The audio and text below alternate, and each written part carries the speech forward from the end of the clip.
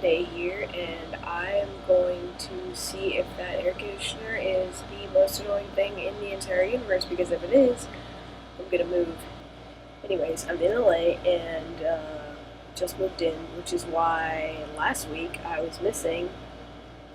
I know you are all wondering where Hunter is because, you love me so much. I'm sorry. But since I wasn't here last week, I was going to do a little blurb on last week's topic and a little blurb on this week's topic. So last week's topic was phobias within the community. Hannah and Vicky talk about biphobia. I wanted to touch on another common phobia within the community, which is obviously, which is transphobia. I haven't personally been attacked within the community.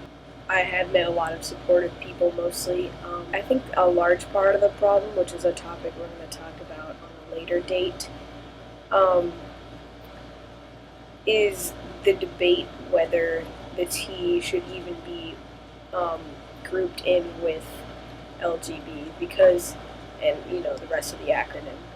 And that's because one is dealing with gender, which is transgender, that's dealing with gender, which is a completely different identifier than sexual orientation or sexuality.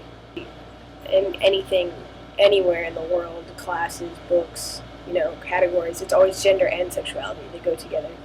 But they are, in fact, two completely different things. I think a lot of the phobia comes from misunderstanding.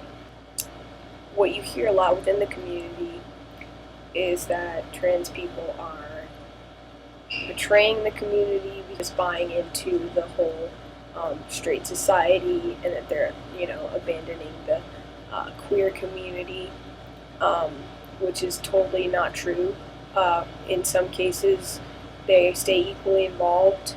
Being gay was too mainstream.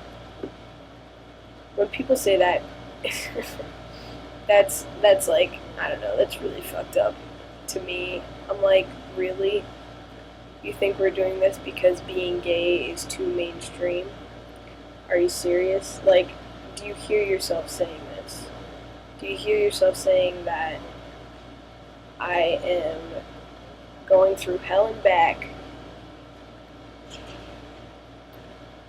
every single day to look how I feel because how I was before was too mainstream? Just a different part of my identity. It's a lack of education. It's a lack of understanding. And you would think in a queer space that people, if they weren't sure, would ask pronouns. It's such an awkward question. But I feel like in a queer space, that's something that should be done because it is a queer space. That's the problem. So that was last week's topic. I don't know if I really said everything I wanted to say, and I hope I didn't come off rude towards anyone. I hope not. Anyway, so then this week's topic is Hannah's pick, queer literature and media, and characters that have kind of affected us. I have not read a lot of queer literature. I don't really know why. I did just read Parrotfish, which right now is kind of one of the only fiction novels that has a transgender main character. And the thing that I like about the book is that the level of writing is very easy to understand so that very young people can read it and comprehend it. The story itself is not that great. It was a little bit of a fairy tale to me, but I think it is important that we have something available to people even at a young age. So I really liked that, and that's just a recent thing, which is why I'm mentioning it. I would say probably the most influence for me has probably come from TV and the internet. Skins. UK Skins. If you don't watch UK Skins, you should watch UK Skins. They don't make it a taboo like they do in a lot of American shows. The thing I like about Skins is that, some of the characters are queer, that's it. There's no, like, maybe if they go into their storyline a little more, there's a little bit of, like, adversity and stuff, but there's nothing, it's never, like, the plot. It's just like, oh, also this person is this, this, and this, and also they're gay. Not this person is gay, and also they do this stuff, which happens a lot. So I think that's been a good influence. And then the other show, like I said before, is Degrassi.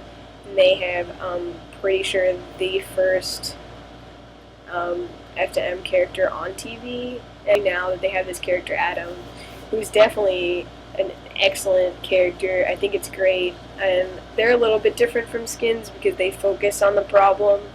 I probably would have given up on Degrassi if it wasn't for the fact that they now have Adam. So that's definitely a good influence. It's also, the other thing about it is that I can watch it on TV and have that be like what brings up a conversation with my mom, which is great. Because I'm really bad at just like talking. So I'll be like, oh look, this is on TV. Now I can talk about STPs because Adam had one and now my mom understands. So I think that's, you know, a good thing. Hope you guys enjoyed this week's video. You got a double shot of Hunter. And I will see you guys next week. And if you're starting off college, I hope you're enjoying yourself.